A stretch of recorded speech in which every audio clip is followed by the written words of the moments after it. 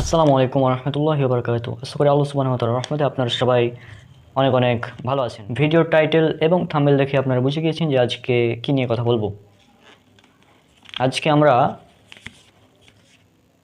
সহিহ বুখারী থেকেই প্রমাণ করব যে রাসূল সাল্লাল্লাহু আলাইহি ওয়াসাল্লাম তিনি মৃত্যু পর্যন্ত আজীবন রফুল ইয়াদাইন করেছেন। এটা আজকে আমরা সহিহ বুখারী থেকে প্রমাণ করে দেব। সম্পূর্ণ ভিডিও মনোযোগ সহকারে এবং শেষ পর্যন্ত দেখবেন, কারণ সম্পূর্ণ না দেখলে আপনারা বুঝতে পারবেন না। প্রথমে বলি রফুল ইয়াদাইন জিনিসটা কি। রফুল ইয়াদাইন হচ্ছে তাকবীরে তাহরিমার সময়, রুকুতে যাওয়ার সময় এবং রুকু থেকে ওঠার সময় দুই হাত উত্তোলন করা।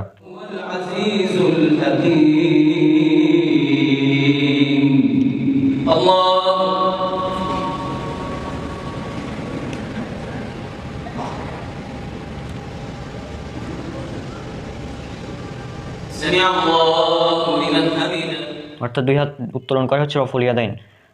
আর আমাদের দাবি আমরা যারা শাফেঈ, হাম্বলি এবং যারা আহলে হাদিস সালাফি, তাদের দাবি হচ্ছে রাসূল সাল্লাল্লাহু আলাইহি ওয়াসাল্লাম আজীবন মৃত্যু পর্যন্ত রফুল ইয়াদাইন করেছেন। আর যারা হানাফি, তাদের দাবি হচ্ছে রাসূল সাল্লাল্লাহু আলাইহি ওয়াসাল্লাম আগে রফুল ইয়াদাইন করেছিলেন, পরবর্তীতে ছেড়ে দিয়েছেন, অর্থাৎ মানসুখ হয়ে গেছে তাদের মতে। কিন্তু আজকে আমরা সহিহ বুখারী থেকে প্রমাণ করে দেব যে রাসূল সাল্লাল্লাহু আলাইহি ওয়াসাল্লাম আজীবন রফুল ইয়াদাইন করেছেন। কথা হলো যে হানাফিরা এটা দাবি করছে যে রাসূল সাল্লাল্লাহু আলাইহি ওয়াসাল্লাম তিনি রফুল ইয়াদাইন করেছেন, কিন্তু পরবর্তীতে তিনি ছেড়ে দিয়েছেন।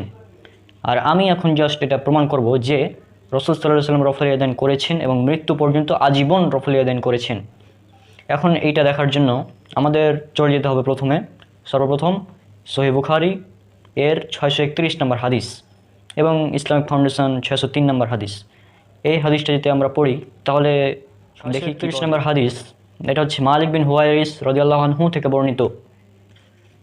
তিনি বলেন, আমরা সমবয়সী একদল যুবক নবী সাল্লাল্লাহু আলাইহি সাল্লামের কাছে আসলাম এবং আমরা তার কাছে 20 দিন ও 20 রাত অবস্থান করলাম।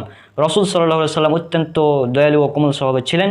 তিনি যখন অনুভব করলেন আমরা আমাদের পরিজনের কাছে ফিরে যেতে চাই বা ফিরে যাওয়ার জন্য উৎসুক হয়ে পড়ে আছি, তিনি আমাদের জিজ্ঞেস করলেন আমরা আমাদের পিছনে কাদের রেখে এসেছি। আমরা তাকে জানালে তিনি বলেন, তোমরা তোমাদের পরিজনের কাছে ফিরে যাও এবং তাদের সাথে অবস্থান করো, তাদেরকে দিন শিক্ষা দিবে এবং সৎ কাজের আদেশ দেবে।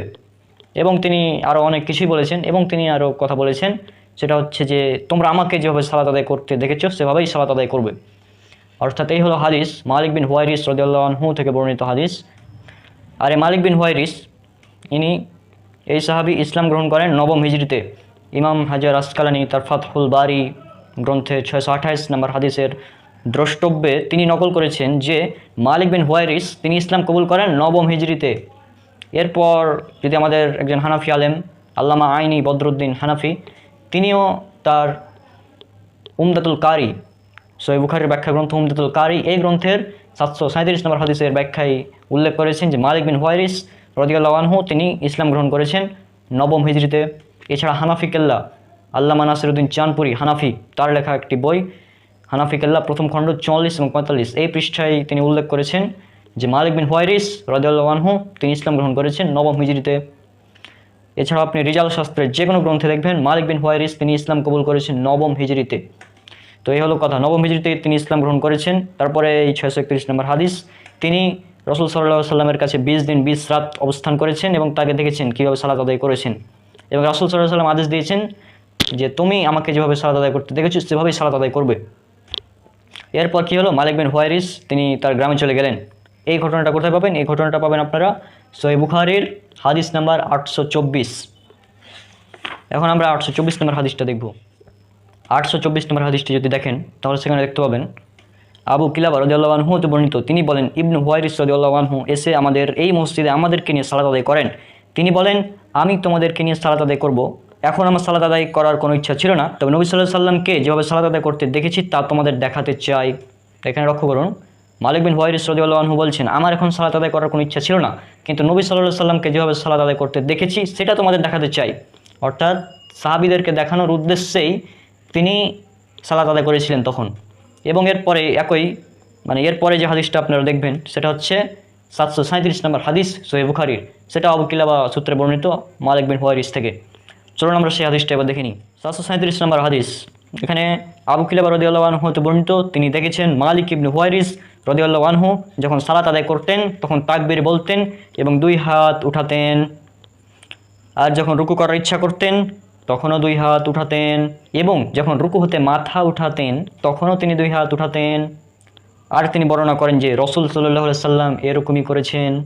তাহলে দেখুন, মালিক বিন হুয়াইরিস 20 দিন 20 রাত রাসূল সাল্লাল্লাহু আলাইহি সাল্লামের পিছনে সালাত আদায় করেছেন। কমপক্ষে 100 রাকাত 100 ওয়াক্ত তিনি সালাত আদায় করেছেন, এবং এই 100 ওয়াক্ত সালাত আদায় করার পর তিনি তার গ্রামে এসেছেন। গ্রামে এসে সাহাবীদেরকে দেখে বলছেন যে আমি তোমাদেরকে দেখাতে চাই যে নবী সাল্লাল্লাহু আলাইহি সাল্লাম কীভাবে সালাত আদায় করেছেন। তারপরে তিনি এই 737 নম্বর হাদিস, যে যখন রুকু করছেন তখন হাত উত্তোলন করছেন, রুকু থেকে উঠছেন তখন হাত উত্তোলন করছেন, অর্থাৎ রফুল ইয়াদাইন করছেন। এটা হচ্ছে নবম হিজরির ঘটনা। তাহলে নবম হিজরি পর্যন্ত রফুল ইয়াদাইন এটা প্রমাণিত, এবং এটা সহিহ বুখারীর 3টা হাদিস থেকেই প্রমাণ করলাম। আমি অন্য কোনো হাদিস গ্রন্থে যাইনি, জাস্ট সহিহ বুখারী। অন্য কোনো হাদিস গ্রন্থে গেলে একদম 10ম হিজরি পর্যন্ত প্রমাণিত হয়ে যাবে। যেমন একটা হাদিস ওয়াইল বিন হুজর থেকে বর্ণিত আছে যে তিনিও নবম হিজরিতে ইসলাম গ্রহণ করেন। ওয়াইল বিন হুজর সাহাবী, তিনিও নবম হিজরিতে ইসলাম গ্রহণ করেন, এবং তারপর তিনি 10ম হিজরিতে আল্লাহ রাসূলের সঙ্গে দেখা করতে যান। শীতের সময় দেখা করতে গিয়ে তিনি দেখলেন যে রাসূল সাল্লাল্লাহু আলাইহি ওয়াসাল্লাম চাদরের ভিতরেও রফুল ইয়াদাইন করছেন। এ হচ্ছে 10ম হিজরির ঘটনা। তাহলে 10ম হিজরি, আর আমরা জানি ইসলাম পরিপূর্ণ হয় 10ম হিজরির 9 জিলহজ, সেদিন ইসলাম একদম পরিপূর্ণ। এই 10ম হিজরির পর আর কোনো বিধান নাজিলও হয়নি, কোনো বিধান বাতিলও হয়নি, কোনো কিছু মানসুকও হয়নি। অর্থাৎ যারা দাবি করছে রফুল ইয়াদাইন মানসুক, তাদের দাবি মিথ্যা, তাদের এই দাবি সম্পূর্ণ ভিত্তিহীন এবং মিথ্যা।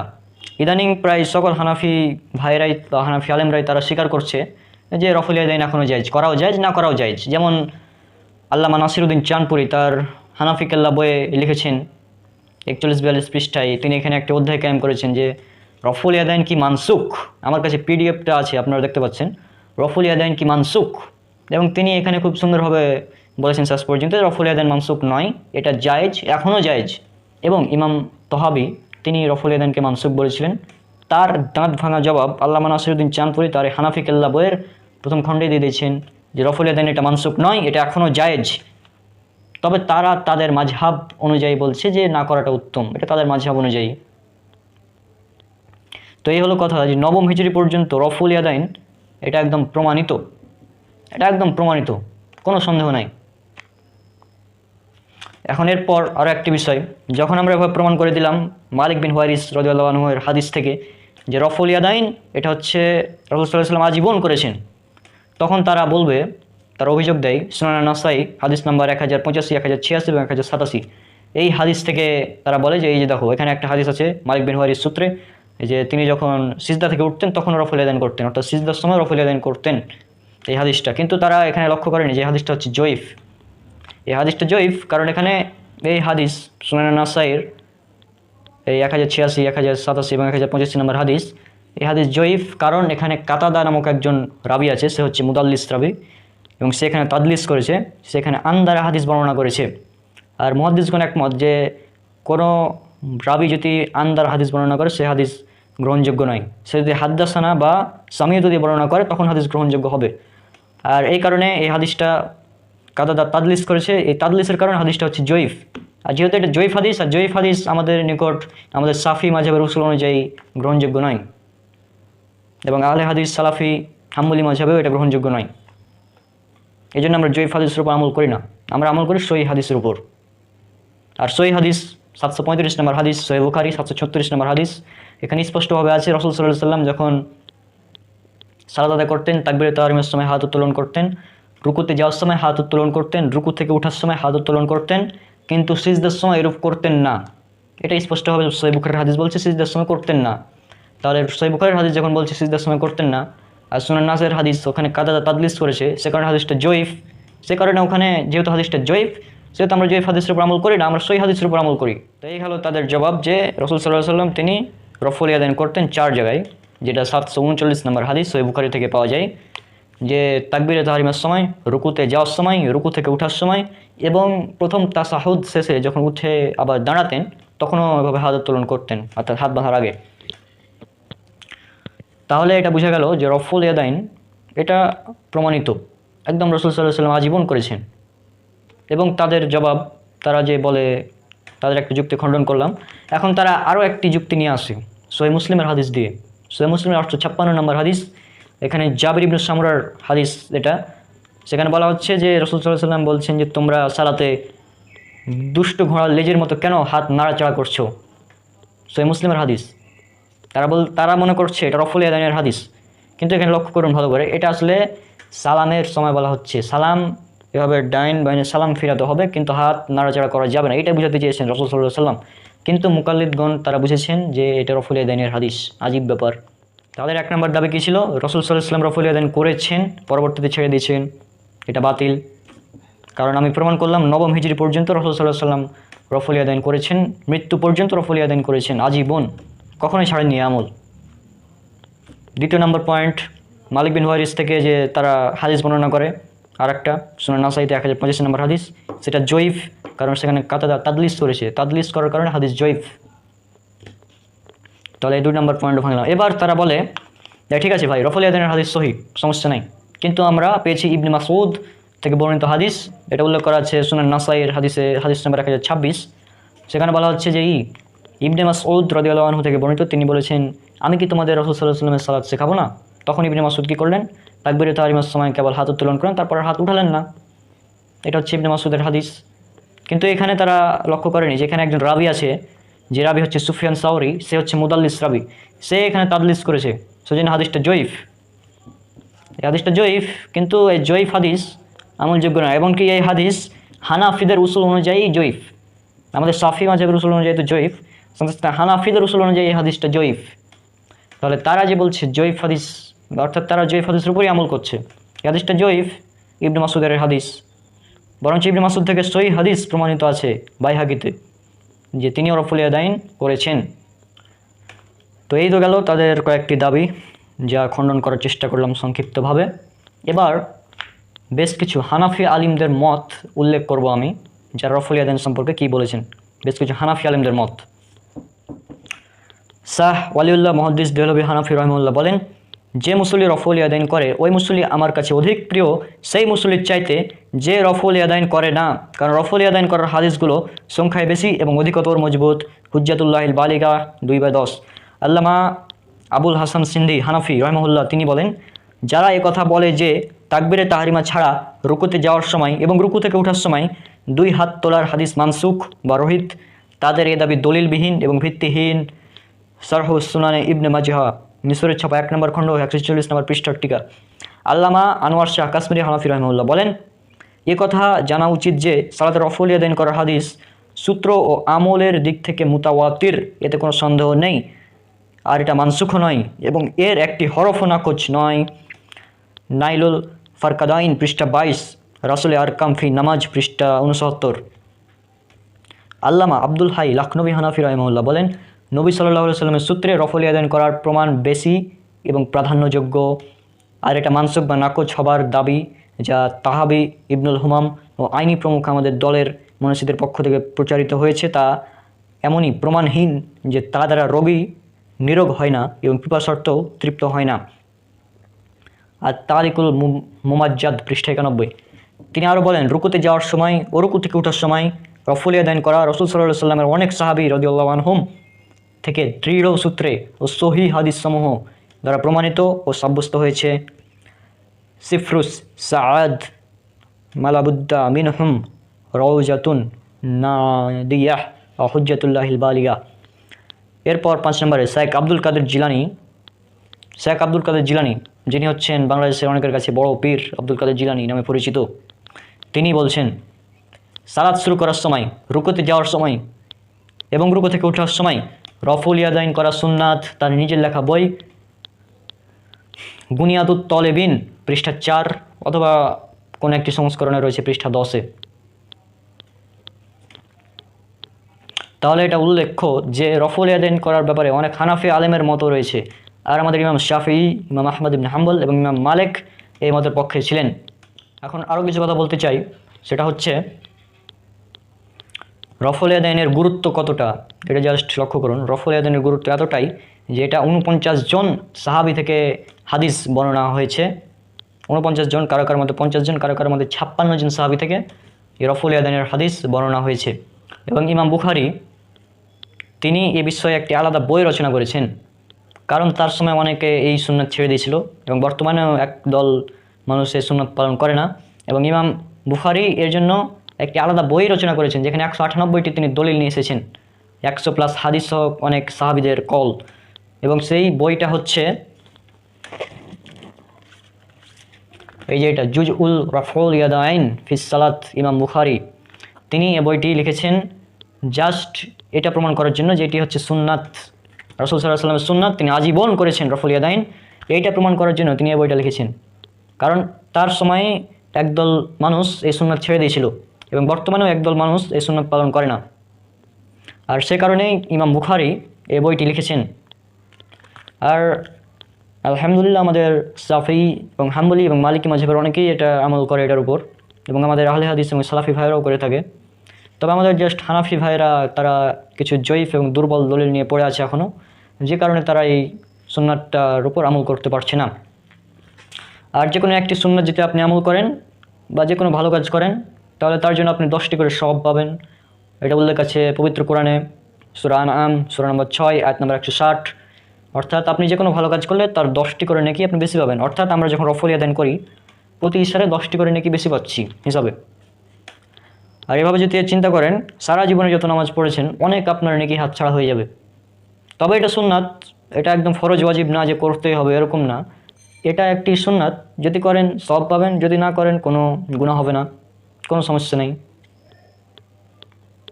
আপনি যদি না করেন কোনো সমস্যা নেই, তবে আপনি যখন বাধা দিবেন কাউকে, কেউ করছে, তখন আপনি তাকে বলছেন যে তুমি এটা কেন করছো, এটা তো আমাদের মাঝে হবে না, এইভাবে যখন বলছেন তখনই সমস্যা। এবং একটি ঘটনা আমি এখানে শেয়ার করতে চাই যেটা আমার সঙ্গে ঘটেছে এবং এই কারণে এই ভিডিওটা বানানো। সেটা হচ্ছে যে একদিন এক ব্যক্তি আমাকে বলছে, আমাদের এলাকারই, আমি তার নাম ঠিক মতো জানি না, সে বলছে যে আচ্ছা তুমি এরকম উল্টাপাল্টা নামাজ কেন পড়ছো। আমি বললাম উল্টাপাল্টা মানে? তখন সে বললো যে এই যে তুমি রুকুতে যাওয়ার সময় হাত উঠাচ্ছ, এটা তো উল্টাপাল্টা নামাজ না, তোমার দাদা তো এভাবে নামাজ পড়তো না। সে বলছে তোমার দাদা তো এভাবে নামাজ পড়তো না, তুমি কেন এভাবে পড়ছো। আমি তাকে তখন কিছুই করিনি, জাস্ট তার দিকে তাকে একটা মুচকি হাসি দিয়েছি, দেন চলে এসেছি।